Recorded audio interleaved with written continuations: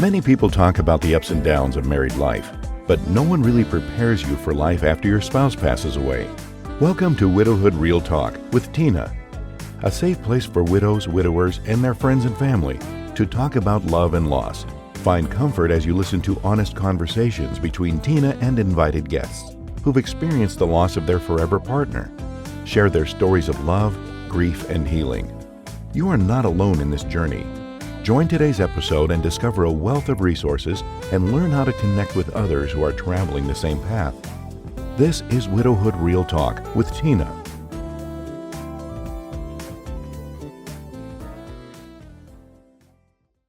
Hello, Tripp. Welcome to the Widowhood. Hey, Tina. Thank you for having me. Excited to be here. Excited, excited, just excited. No, I'm excited to be here and talk to you. Thank you. We had such a good time with the TikTok Live.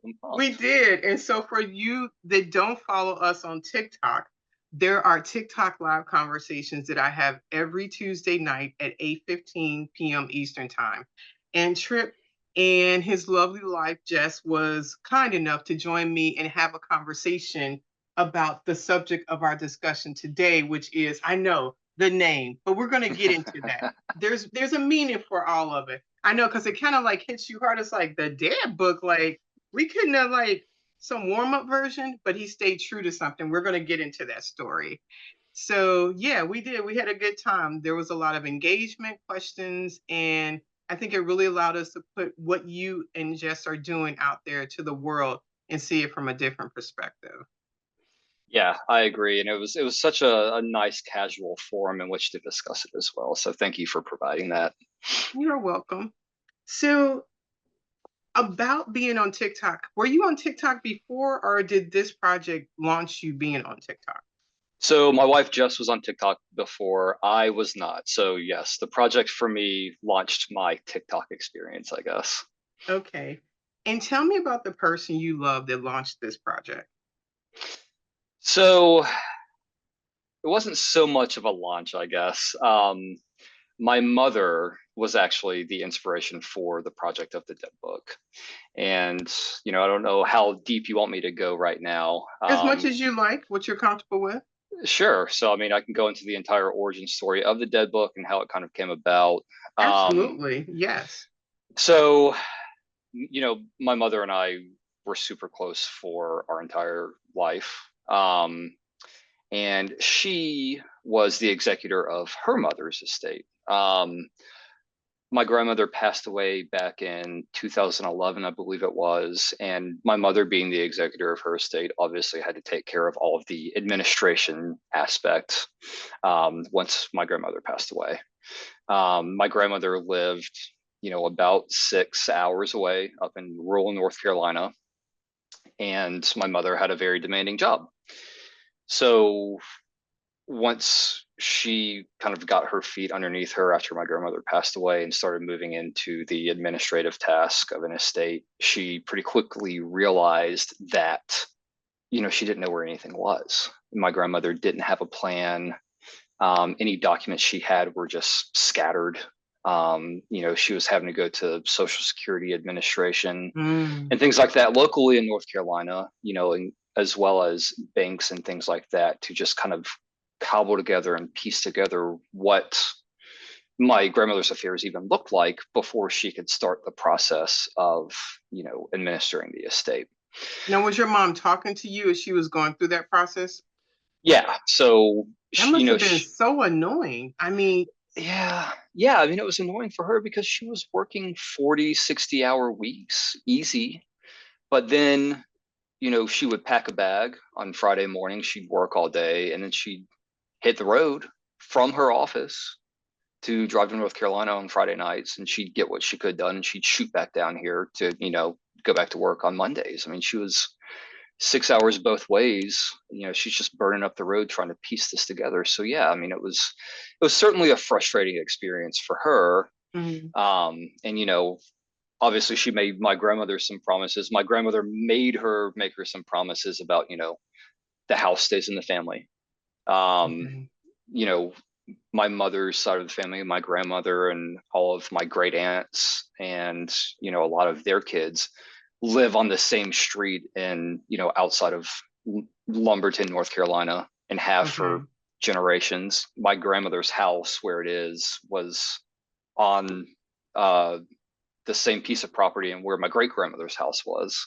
So it was Oh, important that it go to someone that stays in the family. So my mother was having to also fulfill those wishes while, you right. know, doing all of the rest of it. So it was just a very stressful time for her. You know, she was on the road constantly, you know, spending her free weekends trying to hunt down all of these relevant documents in order to close bank accounts, you know, get with the mortgage company and figure out what that looks like and identify herself as the executor. So, you know, in light of all of that, once she was finally able to settle, you know, my grandmother's estate, got the house sold to a distant cousin, you know, Okay. you see those, you know, maps of family. It was probably like fourth cousin twice removed or something, Hey, but it she counts, checked the I box. It guess. was a She family checked. member. She could say she Hey, did it. she hustled to do it too, trust me. Do you remember how Um, long it took your mom to do that? I don't remember the total amount of time. Okay. I do remember feeling like it just drug on and on and on. And, you know, specifically the finding a making sure the house stayed in the family and finding a family member to purchase the house. And then, Right.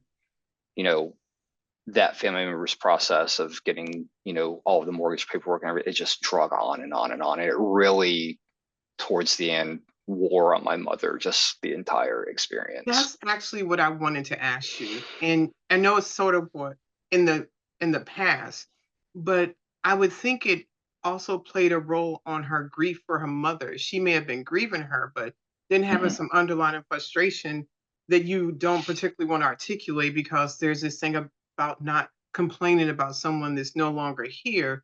So Mhm. that just compounds the situation. So it sounds as if having to do all that for someone you love is so stressful, so frustrating, Mhm. and just really complicates the grief. It does complicate the grief. I mean, obviously, doing it for someone that you love, to your point, you want to do the absolute best you can do, right? Because you feel like you owe it to them. Yes.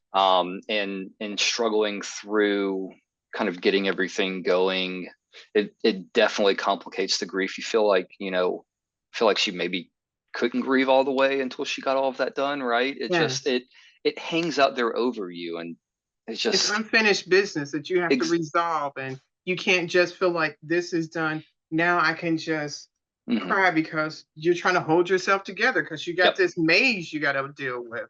Yep. And for her, you know, looking back on it now with kind of a different frame of reference, she was having to, you know, do the same drive we would do multiple times a year to go see my grandmother. She was going to my grandmother's house. You know, she was revisiting all of these, you know, emotional places and ties, you know, places Yes. that had ties to my grandmother and memories of my grandmother. And it had to be incredibly difficult on her as well. Um, but just the administrative piece certainly, I'm sure, complicated kind of how she was feeling and not really allowed her to grieve, I think. I didn't think about the going back to her childhood place, the Hmm. memories she may have had in that area, and what that looked like as she's struggling to keep her so she's I could imagine your mom crying and looking, or trying to fight back the tears and using that energy. There's just a lot involved in that. I can see that. Thank you for sharing that. Yeah, absolutely. So, all of that to say, after going through that entire experience, she came out the back end, and I get a call, you know, again, time frame I'm not exactly sure on, but I get a call once everything was settled. And my mom goes, you know, we chatted often, and she goes, "Hey, when you have some free time over the next few weeks, drop by the house. I have something I want to show you." I'm like, okay, that's pretty vague, but sure, sounds great. So I shot over there one day, and you know, I get in the house and she walks down and she plops this 1 inch black binder, you know, just standard binder that we all had in school, plastic, nondescript. She probably Mhm. bought it at Office Max for like $8 or something. And she goes, "This is my dead book. If anything ever happens to me, it has everything you're going to need as the executor of my estate." A little context that we haven't talked about yet. My parents are divorced, and I'm an only child.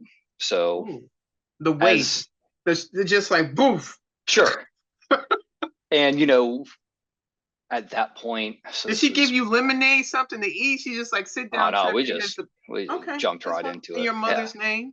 my mother's name was Susan. Her name is still Susan. Her name is still Susan. You're right. Yes. So, and she was awesome, but we'll get into that in a little bit. So, No. Let's get into that now because she all already right, let's dropped the go. book on you. So let's talk Yeah. about her personality. Oh my Tell me, like, gosh. what do you when you think of okay, what was that memory that when you just did that? What was it that you thought about your mom? God, there's a lot of things. A lot of things hit at once. Looking back on it, she was always, you hear about those people, or you probably, everyone probably knows at least one person like this, that person walks into the room and just lights up the entire room. They bring that Mm, energy to the room. That was my mom. She was okay. always like that. And,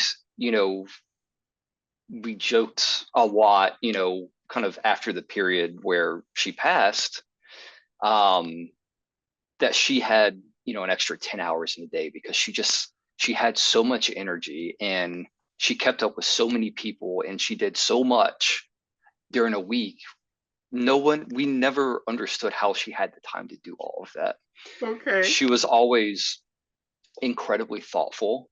You know, if she went on a business trip, she would bring me something back, even if it was, when I was a kid, even if it was like a cupcake. She'd stop on the way home from the airport and give me a Hmm. cupcake, or she'd bring me a t-shirt back, or just something to say, hey, like, I thought of you while I was there. I Right. wanted you to have this.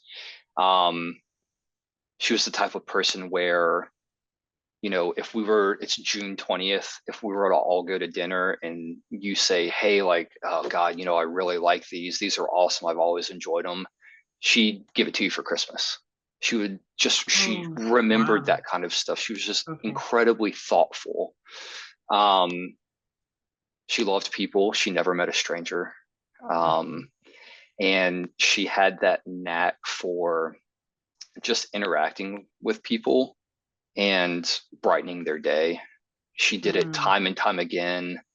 I don't know why I always remember this, but when we would go to dinner, always with, the waiter or whoever was waiting on us at the table, she just wanted to know their life story. She'd ask them questions and get to know them. And by the end of it, I think I'm trying to think back to this one specific dinner we had in town. It was someone who's in like biomedical engineering or something. She was like, give me your number. Like, I'll put you in contact with all these people. She just cared about people so much. mm, And, even when we would travel, she would just strike up conversations with random people. okay. But she treated everyone the exact same. It didn't matter if it was a cab driver or, a janitor at a sporting arena or a CEO of a Fortune 500 company. Like, everyone got the same Susan. That's just who she was. Wow. And she treated everyone with the same respect. And I feel like one of those like increasingly rare people that just cared.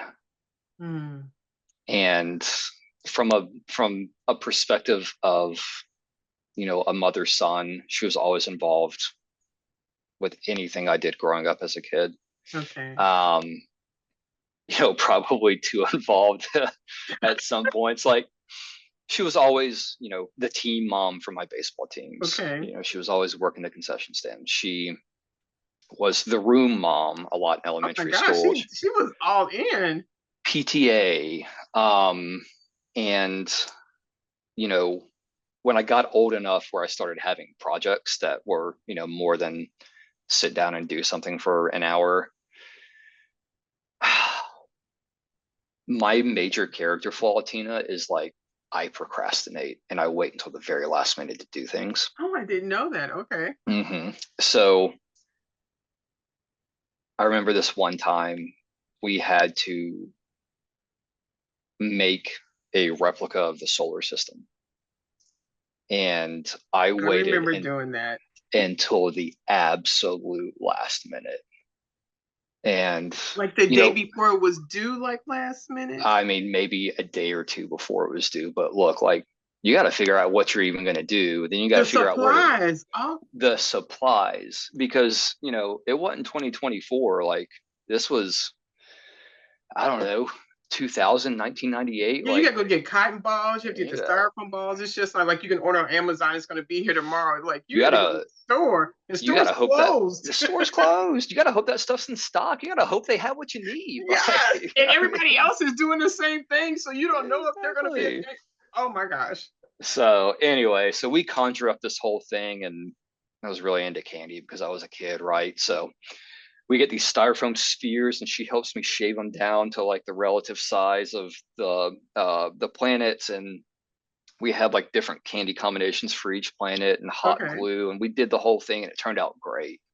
But excuse me, looking back on it, after she'd been at work for 10 hours that day, she probably didn't want to be doing that. You know what I mean? She wanted to be shaving Um, something else, and what those little. yeah. So, that's one example of like, she just never complained. She was like, all right, let's bang this thing out, Wow. stop waiting until the last minute, but I'm going to help you do it. Mm. Um, and there's so many stories that, you know, I knew, and that she told me kind of in varying periods of my life, and that I found out about after she passed away, of her chipping in to help someone Okay. in a time of need, whether it be, someone who was at work that was going through a divorce, that she was just there. She was an ear to listen, to, give advice, Right. whether it was someone who needed financial support because they were going through a tough time in their life. Um, and she always did those things quietly. I'd find out years later, and, Okay. there were 3 or 4 people that walked up to me at her memorial service and told me about a time that I never knew about. Wow. She always did it quietly because it wasn't the praise and the recognition that she was after. She just wanted to help someone and do something good. What did that feel like hearing when people came up and told you these things about your mom? It felt it felt good, I guess. Okay. Um, and it's one of those things where it just clicked, and it was like, yeah, of course. I mean, that tracks for who she was. But even the people, I knew about what I knew about, right? But even those people coming up and telling me those stories at her memorial, it's just like, gosh, she just really cared. Yeah. And she just was such a special soul, I guess, to care about people like that. It just confirmed Um, she was that amazing.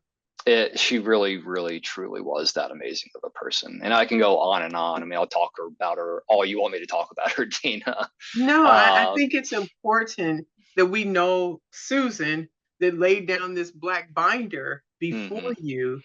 And in all of that, she was strategic and she was intentional. Yeah. She was always very strategic, always intentional, always prepared. Um, I think I told the story on the TikTok live. I recently closed on her house, and in doing that, obviously, I Yes. had to clean it out. But you open up closets, and everything's just neatly organized and nice little bins and stacked in there, just nice and neat and organized. I mean, seriously, it would put professional home organizers to shame. And that's just who she was. She was always prepared. She was always looking 3 steps ahead so that she could be prepared and know what she was going to do. Um, but at the same time, Tina, she never took anything too seriously. She loved to have a good time. Do you like to have a good time, or are you on the serious side? What do you stand compared to how your mom was? I also like to have a good time. And I try not to take life too seriously. Okay, I'm Um, gonna take that answer. yeah, no, I do like to have a good time. Recently, obviously going through the grief of losing my mother, it's been a little bit different, right? But I certainly got that from her. It's life is short, and you can't take anything too seriously. Okay. So now that we know a little bit more about Susan, we know Mhm. I have a concept of this woman that's laying down this strategic, intentional woman who's capturing life every day, but yet she's not denying the reality of our mortality. Right. And so she puts down this black book and called the Deadbook. That's it. And so what happens from there with you and her? She slaps that book down and says, "This is my dead book.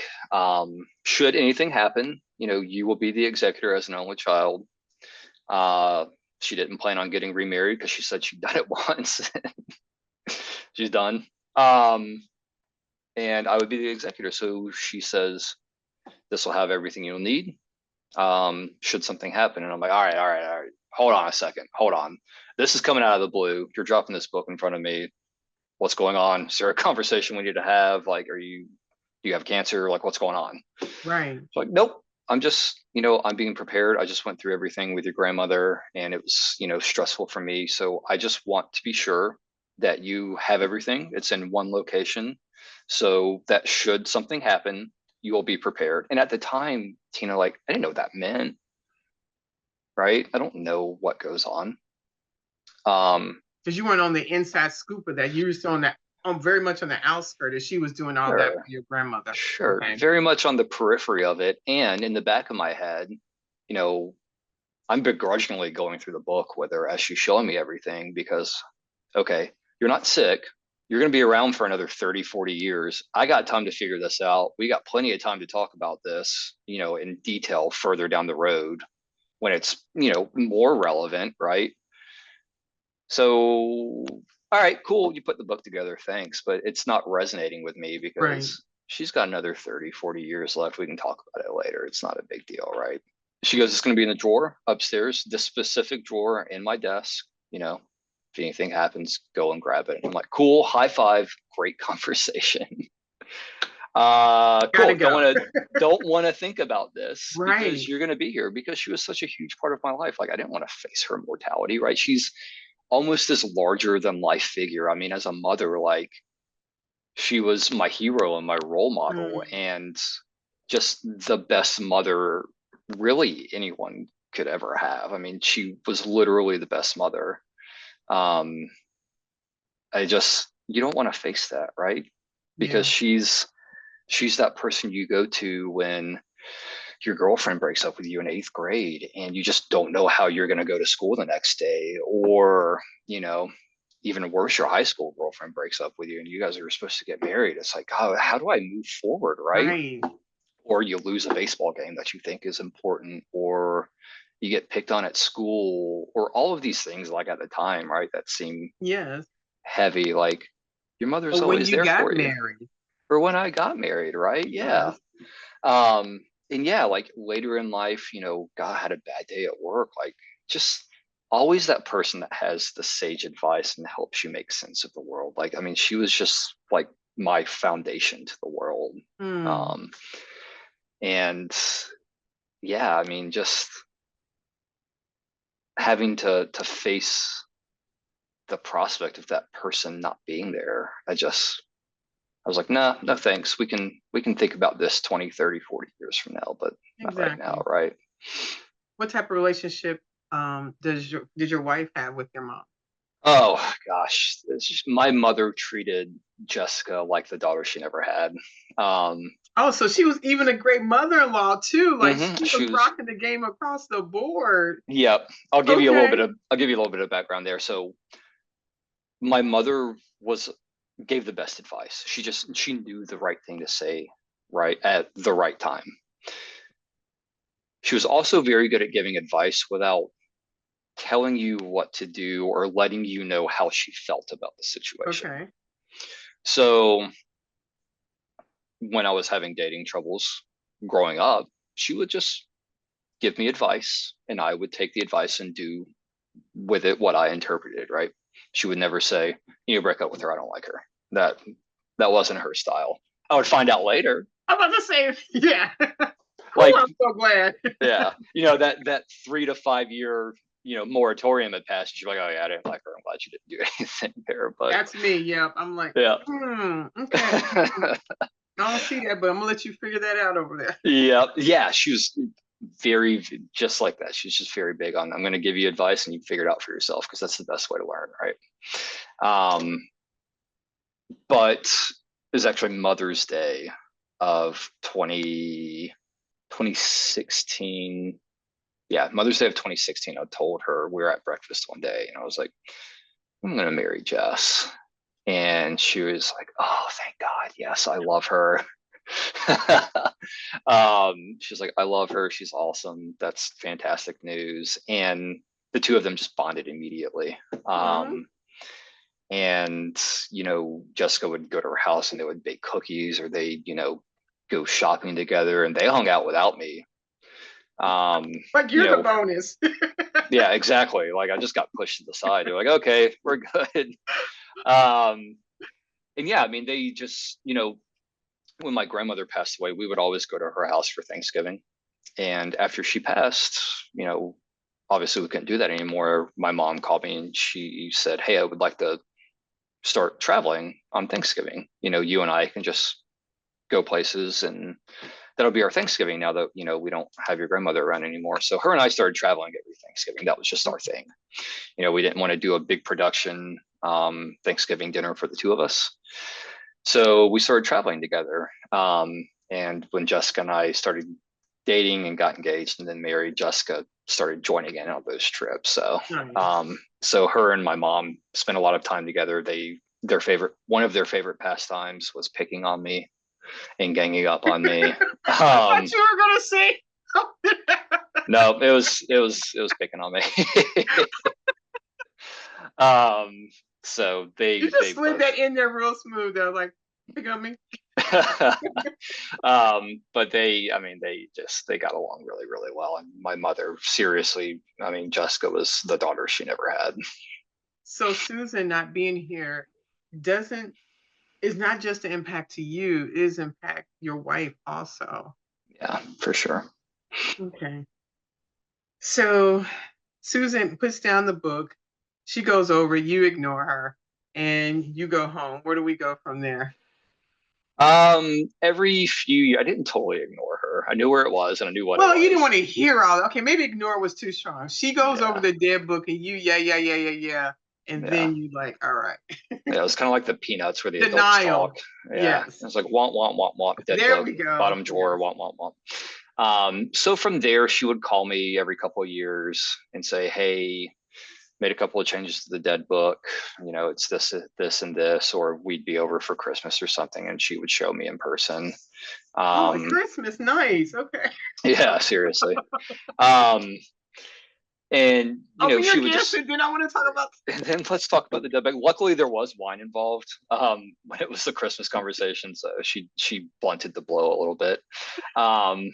But yeah, we would just check in, or she would check in with me every few years, just if she made any updates. Okay. And then when she moved to a different house, she was like, hey, I just want you to know where the Deadbook is in the new house. It's here, in case anything happens, right? So we just kind of kept in touch on where the Deadbook was every few years or so, just a little check in. It sounds like Elf on the Shelf a little bit, but not so much. It's like, okay. Yeah, slightly different, but yeah, a little bit. Yes. So something did happen. Yes, something did happen, unfortunately. I'm trying to think of where I want to start with this. I had started a new job, and I was about a year and a half into it, and my mother retired in July of 2020. I started this job and I was very stressed out. It was a company that made a couple of smaller acquisitions in the US and was just trying to get a foothold in the US market. And it was very chaotic, just not a lot of direction. There's some infighting going on. I was working long hours. I was just kind of really wearing thin. Jessica and I decided to get out of town and just take a vacation and go to the beach and just tune out for a long weekend. So I'd always wanted to go to St. Martin. So we decided to go to St. Martin. Another perk of leaving the country is neither one of us had cell phone service, so we couldn't work even if we wanted to. Nice. So we booked the trip, and my mom came down a few days before we left, and we had dinner with her, and just a little Italian spot that we all loved, and got to see her before we left. And any trip we took, I would just, we had an understanding that, if my mom was going somewhere, she'd text me when she took off and landed, and we did the same thing. So text my mom, hey, getting ready to take off. We love you. See when you get back. She's like, okay, have a great time, relax, blah, blah, blah. Right. So we go to St. Martin and we do our thing, and we come home. We got home late, and we're, kind of in a rush to get home and get settled with everything. And text her when we landed. We're hustling through customs and everything, get home, go to sleep, wake up the next day, and I'm on a 2-hour call first thing from like 8 to 10. Wow. And I get a text from my aunt, and she asked, hey, have you heard from your mom over the last couple of days? We, your cousin and I haven't been able to get a hold of her. Excuse me. And I look back at my phone, and she hadn't texted me back, which is a little bit weird. And I text her, I'm like, hey, excuse me, I'm in a meeting. She didn't text me back last night. I'm sure she just took a last minute trip with friends. Like, I'll call her when I get off the phone, right? So I get off the call, and I call her, and she didn't answer, which historically we had an understanding. She, again, being the mother that she was, if I called her, she answered the phone. And I mean, she answered the phone, Tina. Like, I can't tell you, she would drop whatever she was doing and answer the phone. She never, Right. if she didn't answer the phone, I knew she was busy. Okay. And with a 100% success rate, she called me back if she didn't pick up. Nice. We also had an understanding that if I called her twice within a 5 to 10 minute period, I needed to talk to her, and she would walk out of a board meeting. She, barring being under anesthesia or somehow incapacitated, she answered that second phone call, period. That was the 911 signal. That was the 911 signal. She picked that second call up, period. I called her a second time. She didn't answer. And I got a pit in my stomach. And I called my boss, and I was like, hey, I got to go do something. I'm taking the rest of the day off. So I drove up to her house, and I'll spare all of the details, but I found her dead in her kitchen. And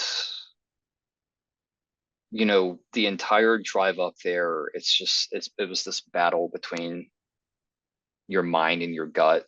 Like, yes. Your gut knows something's wrong, but the entire 25-minute drive, my mind was just trying to rationalize how this wasn't. Sure. This is not happening, right?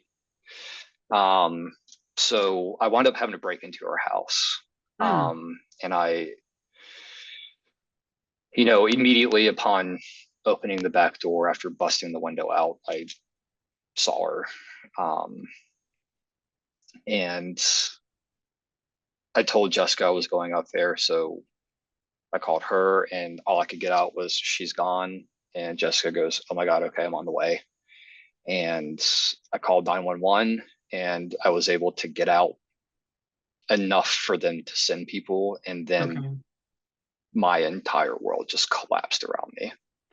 It just, how like Broadway shows where sometimes the curtains literally just drop. Yes. It just felt like reality did that. Okay. That's a very way to describe it. Yeah. And then, I'm just in the fetal position, just hysterically crying in her driveway. Outside. Yeah. Cause I couldn't be in the house. Right. And the 911, I wish I could remember her name, but the lady on the 911 call was like, do you want me to stay on the phone with you until they get there? And she was so incredibly sweet. Like, I didn't talk, obviously, because I'm sure she was just listening to me banshee cry. but she was just so sweet. Just knowing that she was on the phone, like, Yeah, provided a little bit of comfort, right? So it wasn't all alone. exactly. So the police and fire department and everyone get there, and I wind up getting, a couple of pointed questions from the police doing their job about where I was and Because there where was I'd a break-in and been, showing because there off at. was a break-in, why I broke the glass. But they pretty quickly deduced that I didn't have anything to do with it, right? But it's Just the fact of that having to happen is, so weird having those yes. questions asked to you at that time, right?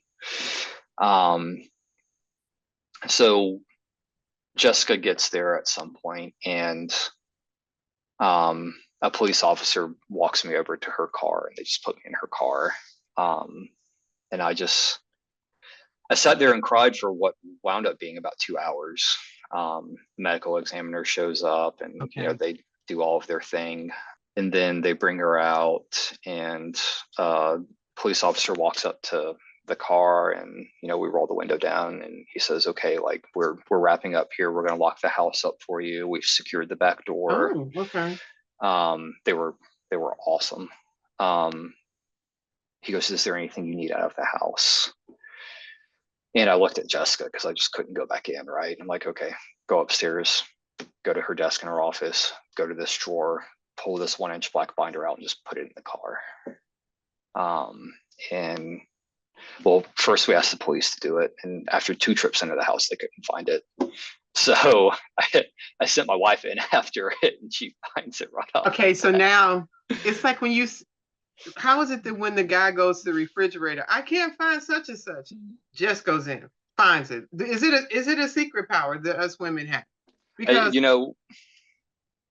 I told you we're not the most perceptive bunch as males. I mean, I don't know what it is. It is what it is. It seems like a pattern, but I'm just gonna leave it at that. Hey, that's one of the questions for God at the pearly gates one day. That's indeed. It is what it is.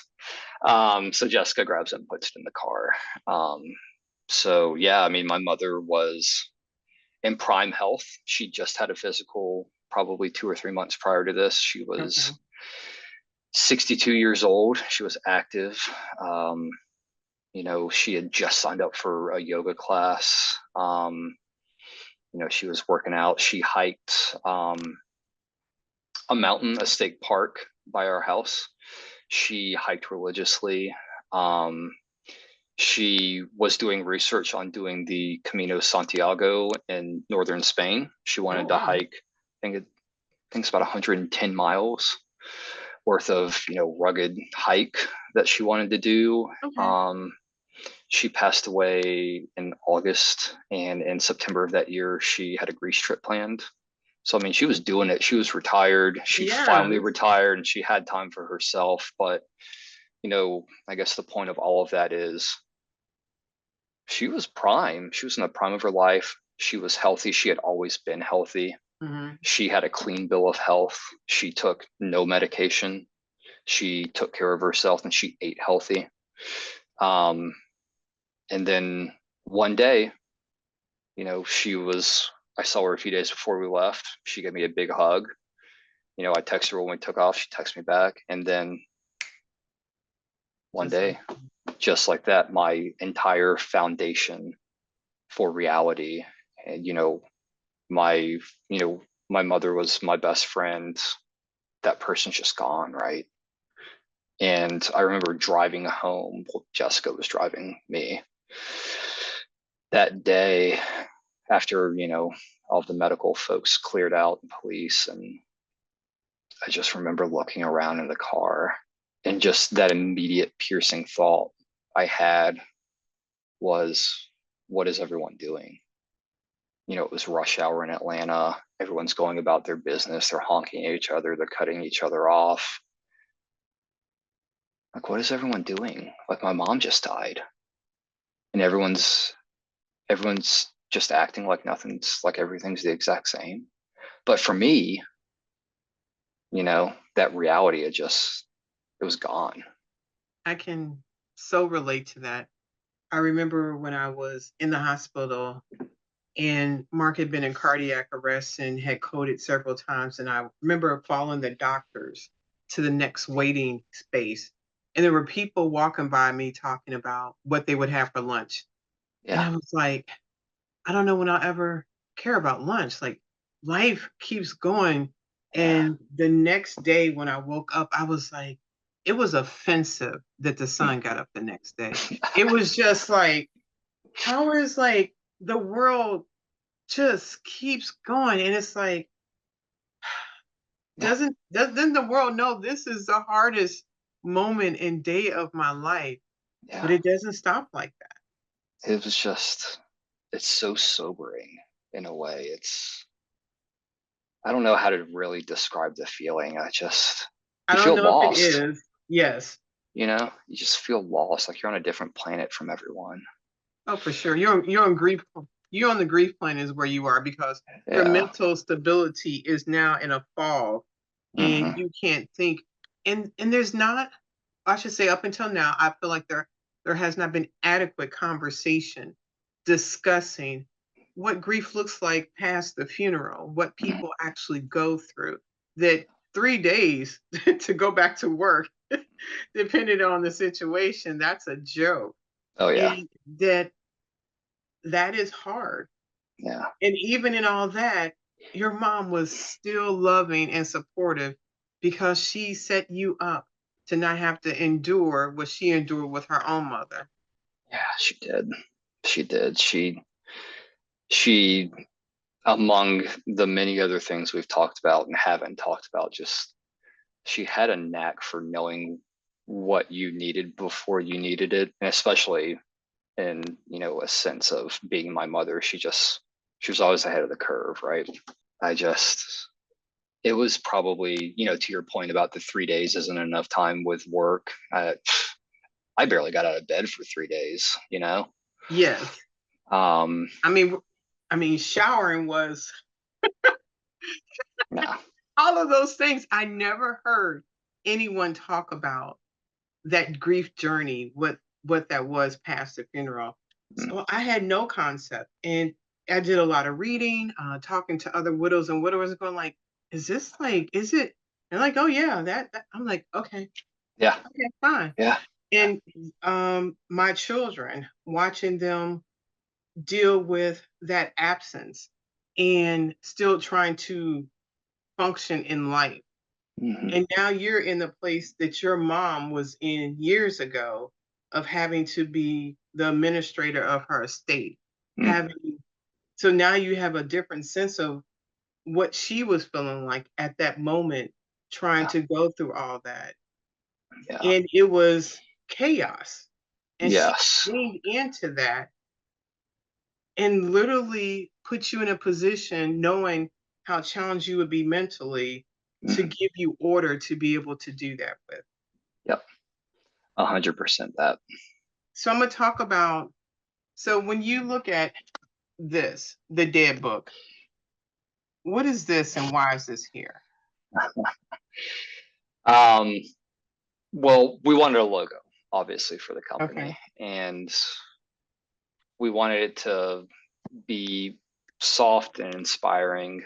Um, my mother lived in my childhood home until about 2017. Okay.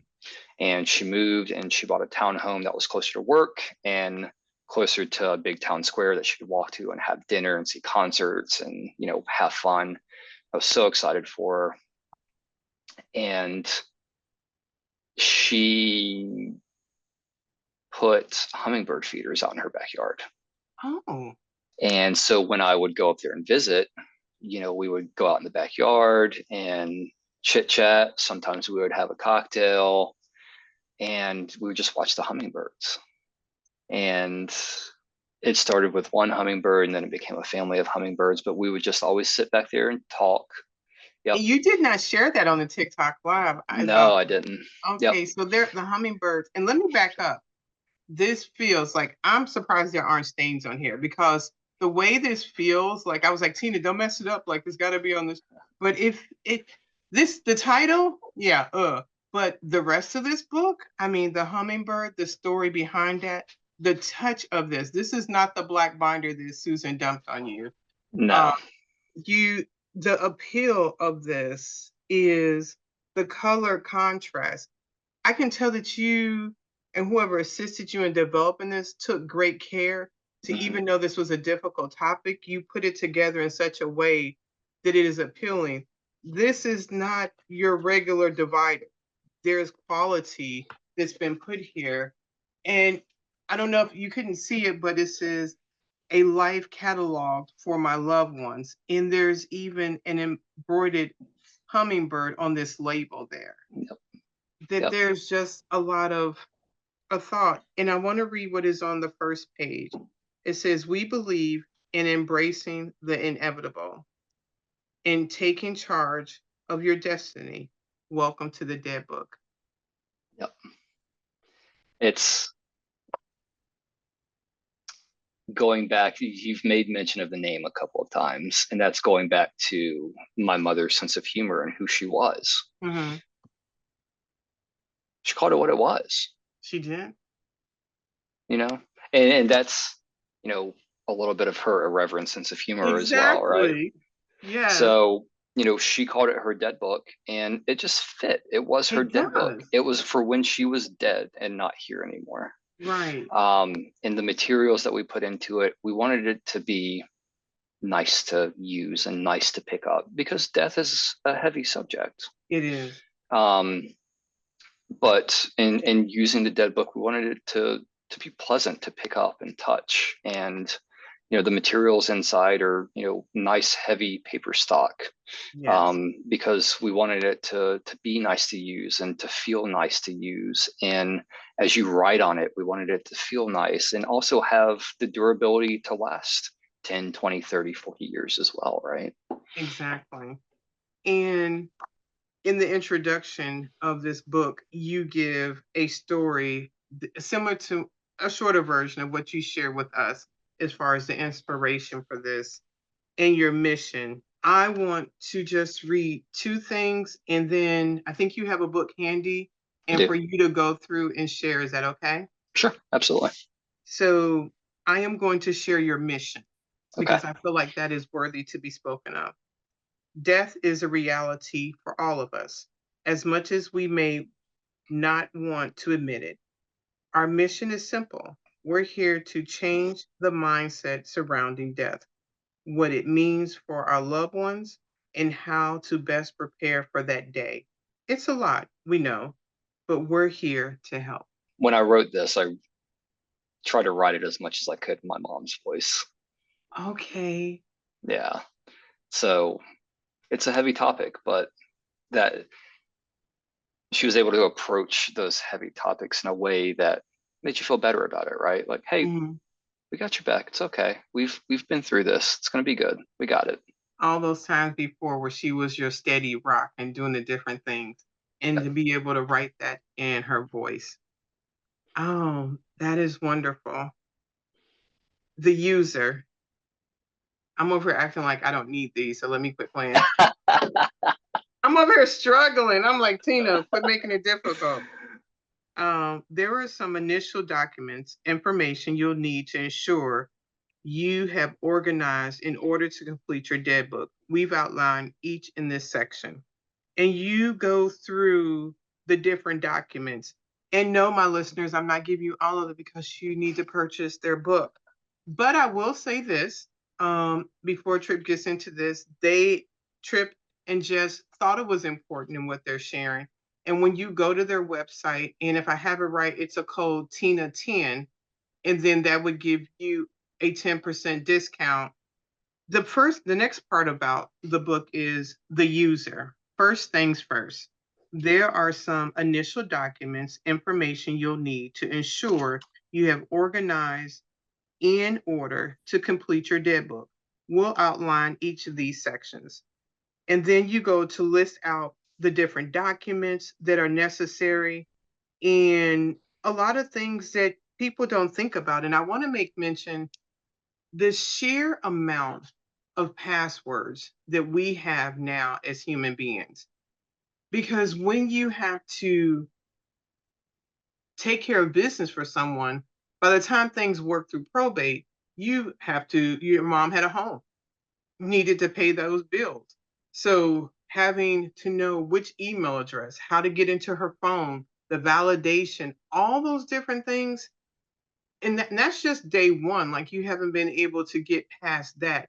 Having things laid out, I know it's a difficult conversation, but it is a conversation worthy to be had because I'm sure the process, even though it was a heavy emotional process, you didn't have any percentage of the same struggle that your mom had being the administrator of her estate. Yeah, no, that's correct. And to your point, it's such a heavily emotional time, and you're dealing, you're in the throes of grief, and those 5 stages are coming in all sorts of weird groups and pairs, and you're just trying to figure out which way is up, right? It's like you've been sucked into a wave and you're just trying to find some air. You can't get out. So during that time, having, everything in front of me and a roadmap to, wishes for her memorial, dispositions of her remains, all of these things in front of me. I mean, I'm not going to lie, it's still difficult. I mean, all of the administration of an estate is an archaic process. I mean, it's like they put every company and every municipality and government put these processes together in the 50s, and then Mm, like in 2000 they threw a computer into the middle of it, and like that's it. I mean, it's such an archaic and opaque process that even when you do have the documents in front of you, it's still a battle. It's still, you're still having to try to figure stuff out and get to the right people. But not having the documents in front of you, in a way that my mom, did not with her mother, it's just exponentially more difficult. absolutely. When someone purchases this book, what are you wanting them to take away from this purchase and what they've done for themselves and their family? I want them to take peace away from it. I want them to take peace of mind that their wishes are on paper and will be carried out as they want them to be done. Peace of mind that, you know, grandma's wedding ring or granddaddy's watch goes to the right person, that, all of their belongings make it to the right people or are donated to the correct charity, that all of their assets make it to their family in a way that's as low stress as possible. And that they have a good outline of assets and debts and liabilities and utilities and all of these things. The biggest takeaway is the peace of mind that your loved ones are prepared when you are no longer here, and then that they are set up for success is a bad word, but that they are as prepared as they can be to tackle the administrative piece of your worldly belongings, I guess.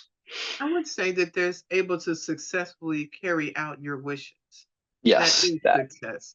yeah. Because in the table of contents, the first thing you list is final wishes. So Hmm. many people struggle with what would they have wanted. We Hmm. never talked about that. Yep. That is something I have solace knowing what Mark wanted. I didn't have to guess. My mind is already clouded. I don't have to try to wonder in what that looks like. And there may be some people listening that they may have had one loved one pass and they had that struggle. Hmm. That's not a struggle you want to pass on to someone else if it can be prevented. Yeah, no, it's absolutely not. And it's such an emotional time. I mean, everything is so raw in that immediate period where you're having to plan a funeral and a memorial. Um, I hate to say it, but I mean, you want to have, you want to do right by your loved one. You want to have the best memorial service you can have. And if you don't know what those wishes are, you're just working on a blank slate. you can wind up spending a lot of money very quickly. And okay, so I'm the final wishes part, I never looked at it that way. You are so emotional and you can go spending so much money over the top because there's no logic binding you to stay focused. And all you're thinking is, I want them to go out big and da da da da Hmm. stuff. Yep. And that's fine, but it doesn't have to be as absorbently costly if there was some. This sort of brings you back to logic to sort Right. of start looking at that part of this Yep. and ensure that you're being a good steward with whatever you have to work with. Yep. Some people may say, I don't have a lot of money and they'll just figure it out when I'm not here. It's not like I have an estate or all these other different things. What would you say to that person if they were thinking about buying this book? Absolutely not true. You have belongings and you have assets. And, that's one of the top reasons why people don't plan for their death, don't have a will, don't have anything. My family will figure it out. It'll be fine. I mean, basically, what happens is, the government gets involved. And, not saying you don't have enough assets. I mean, you have things that you want your family to have, whether it be $100 or family heirlooms or whatever it may be. The government's going to get involved if you don't have any documentation. And And that's then, important to know. yep. And some of this is telling you these are some documents. And then I know you don't get into the legal part of that, but the documents that you're telling people to utilize, some of those they can prepare online. Some Hmm. of those they can get with someone who has a notary Right. and can be able to do that. Doesn't mean that this is outside of your scope financially. It's Right. just making you think of the things that you need to do. I Yep. mean, there's nothing like somebody calling because of the bills that you have or not knowing in the passwords. Yep. And there's just a lot to cover here. If Hmm. you could point out one or two things about this book, what would you want to share? The biggest thing for me, and there's a space in the book, in each book, is a note to leave your loved ones for them to read after you pass away. Um, that was inspired. My mother had a note in hers that was to me. Um, in the note, she listed out some very important heirlooms that she had and the people she wanted them, those heirlooms to go to. But then it was just a letter to me. It was her talking to me from, you know, the afterlife, if you will. Um, and I still have it. I read it from time to time. Hmm. But in that moment, a few days after losing her, to read that letter and her voice speaking to me, I'll always cherish that, and I'll always have that letter just because it was so special to read it in her voice, even though she wasn't physically here anymore. Right. Um, the second I would probably call out, I'm thinking through here, is the passwords. I can't tell you how helpful the passwords were. I think we talked about it in the TikTok live, but going through probate was relatively straightforward. And I got the letter of testamentary, which, if people listening don't know, that's the government saying, okay, we've reviewed this. There's, no one contesting the will. This person is the legal representative of this person's estate. There are still organizations and institutions that won't take that. They will not take that to identify you. They need that in conjunction with the death certificate. So there were banks and mortgage company and a few other places that I couldn't do anything with until I got that death certificate. Well, I'm at the mercy of the state, and it took 5 months. I'm about to say, you said government, that's equal time. You know it. So during that time with her account passwords, I was able to get into her bank account and get into her mortgage company and get into, her car loan and be sure all of those things were getting paid Right. until, I could actually talk to them and get the ball rolling on that front. So I can't tell you how valuable the passwords were from a peace of mind perspective, knowing, if I didn't have those, the bank wouldn't talk to me, period. Right. There's all of that added stress of, are they going to repossess her car? Is her home going to be foreclosed on and all of, her belongings in the home, what's Mm. going to happen? It's just, your Just head fear and starts anxiety just swirling exactly around. in a Yeah. time where you don't need any more fear and anxiety than Yeah, you because already you're have. already right here. Like Hmm. there's no space. It's just Yep. spilling all over the place. Yep. So, having a space to put all of your account logins and passwords, and it's an invaluable tool that I think a lot of people don't think about and consider. And having it all in one spot to be able just to lay things out. And there are things that people may have not considered.